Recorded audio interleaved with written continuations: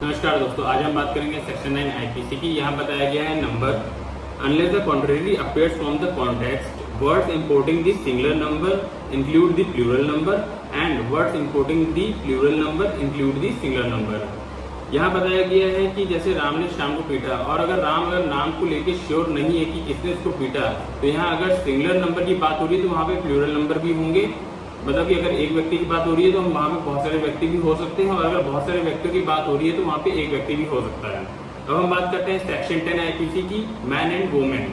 यहाँ बताया गया the word man denotes a male human being of any age and the word women denotes a female human being of any age. मतलब कोई मर्द या औरत है किसी भी उम्र का, तो यहाँ पे मैन और वुमेन करके ही डिनोट किया जाएगा, किसी भी उम्र का हो वो।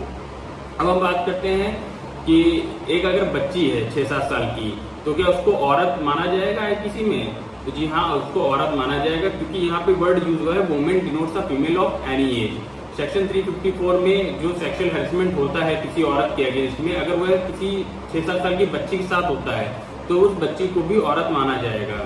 यह क्वेश्चन प्री के एग्जाम में बहुत बार पूछा गया है, तो उसको आप अच्छे से पढ़िएगा। अब हम बात करते हैं सेक्शन 11 पर्सन की।